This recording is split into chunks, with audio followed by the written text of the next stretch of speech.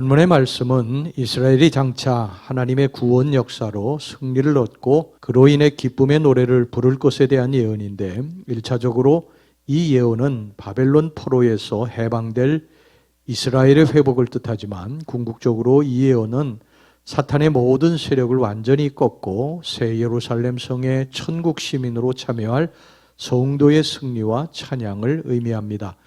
특별히 본문은 새 예루살렘 성에 들어가 승리의 노래를 부를 천국 시민의 자격이 많이 언급되어 있습니다. 그렇다면 하늘의 새 예루살렘 성에 들어가서 승리의 노래를 부를 자들은 어떤 자들입니까? 첫째, 심지가 견고하여 오직 주만 의뢰하는 자들입니다. 3절의 말씀을 보겠습니다. 주께서 심지가 견고한 자를 평강하고 평강하도록 지키시리니 이는 그가 주를 신뢰함이니이다. 주님의 최종 심판의 날이 이르기까지 사탄은 이 땅 위에서 공중 권세의 잡은 자의 행세를 합니다. 온갖 핍박과 압제로 성도들의 신앙 심지를 꺾기 위해 몸부림을 치고 주님 외에 다른 주를 섬기도록 강요합니다. 13절 말씀 보겠습니다. 여호와 우리 하나님이시여 주 외에 다른 주들이 우리를 관할하여 싸우나 우리는 주만 의지하고 주의 이름을 부르리이다. 여기서 주 외에 다른 주는 각종 사람이 만든 목석의 우상일 수도 있지만, 세상의 재물, 권세, 명예, 세상 쾌락 등 인간이 하나님보다도 더 사랑하는 것일 수도 있습니다. 사탄은 마지막에 한 사람이라도 더 타락시켜서 지옥으로 끌고 가기 위해서 이런 것들로 우리를 미혹하고 넘어뜨리려고 합니다. 그래서 주를 향한 신앙의 심지가 약한 자들은 어느 날 하나님을 떠나서 그것들을 자신의 주로 섬기게 됩니다. 역사상 이 같은 배경은 어느 시대를 막론하고 항상 있어 왔습니다. 특별히 바벨론 치하의 포로기나 로마 치하의 박해기에 많았습니다. 우리 민족도 일제 36년의 치하 속에서 얼마나 많은 신앙인들이 하나님을 버리고 배교했습니까? 잠깐의 삶으로 영원히 죽은 자들입니다. 이런 자들은 신앙의 실패자로서 천국 시민이 될 수 없습니다. 장차 새 예루살렘에서 승리의 노래를 부를 수 없습니다. 이들은 넓은 길로 갔지만 그 길은 좁은 길, 사망의 길이 되고 만 것입니다. 새 예루살렘에서 승리의 노래를 부를 자들은 그 신앙의 심지가 견고하여 그 어떠한 환난과 핍박에도 불구하고 4절의 말씀처럼 오직 주만 영원한 반석인 줄 굳게 믿고 주만 의뢰하는 가운데 그 이름에 매달리는 자들입니다. 하나님은 이런 자들을 3절의 말씀처럼 평강에 평강으로 지키십니다. 그리고 궁극적으로 거룩한 성 새 예루살렘 성으로 인도해 드리십니다.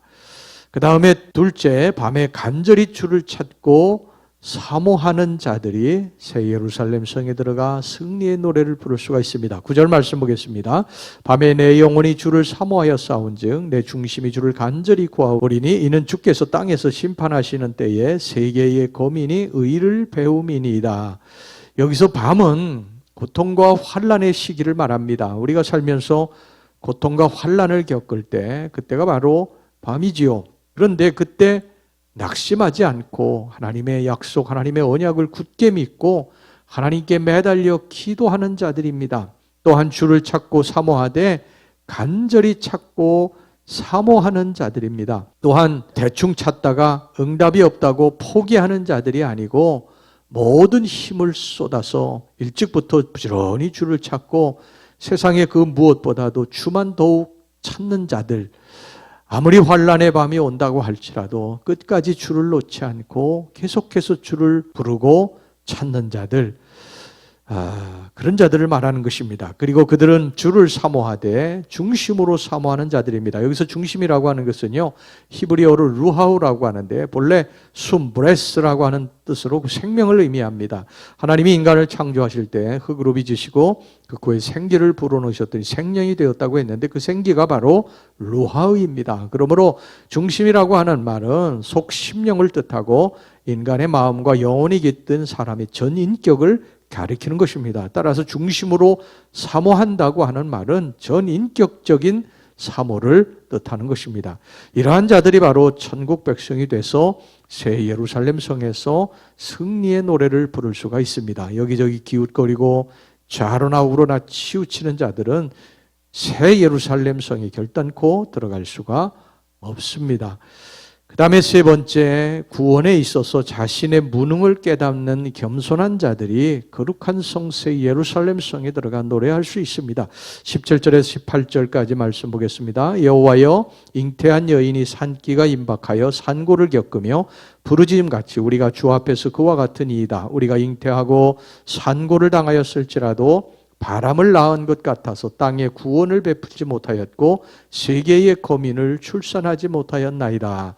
이 말씀을 보면 이스라엘은 바벨론의 압제에서 해방되기 위해 여인의 출산과 같은 고통과 노력으로 힘쓰고 애썼습니다. 하지만 낳은 것이라고는 구원의 옥동자가 아니라 아무것도 아닌 헛된 바람뿐이었습니다. 결국 이스라엘의 해방은 그들의 힘으로 이루어진 것이 아니라요, 하나님이 이루셨습니다. 때가 되었을 때 파사 제국을 들어서 바벨론 제국을 무너뜨린 것입니다. 이 전적으로 모든 일을 다 하나님이 하신 것입니다. 여러분, 우리들이 절실히 깨달아야 될 것이 바로 이것입니다. 우리의 구원은요, 우리의 노력, 의지, 나의 의, 선행, 지식, 경험 이런 것에 의해서 주어지는 것이 아닙니다. 이 세상의 어떤 것도 우리의 구원을 이룰 수 있는 충분 조건이 되지 못합니다. 여기가 온전한 것 같으면 다른 한쪽이 부족하고 이쪽이 온전한 것 같으면 저쪽이 부족하고 온전히 채울 수가 없습니다. 우리가 온전케 되는 것은 오직 주 예수 그리스도 그분을 붙들고 그분을 의지하고 그분만 바라보고 살아갈 때 그분만으로 가능한 줄로 믿습니다. 그분이 우리가 이룰 수 없는 구원, 이 땅에서 우리가 할 수 없는 불가능한 일들이 많이 있기 때문에 그것을 이루시기 위해서 이 땅에 오신 줄로 믿습니다. 우리는 이것을 늘 깨닫고 나의 의를 자랑하지 말고 힘을 자랑하지 말고 지혜 자랑하지 말고요, 이 세상 어떤 것도 자랑하고 교만해서는 안 됩니다. 주님 없으면 우리는 살 수 없습니다. 주님 없으면 우리는 이 땅에서 아무것도 할 수가 없습니다. 이것을 분명히 인식하고 겸손해야 합니다. 나의 의로 구원을 얻은 것이라 생각하면 나의 자랑이 있고 반드시 교만해질 수 있습니다. 하지만 내가 이룬 것이 하나도 없다고 생각하면 겸손할 수밖에 없고 감사할 수밖에 없는 것입니다. 이런 자들이 거룩한 성 새 예루살렘 성에 들어가 찬송하게 되는 줄로 믿습니다.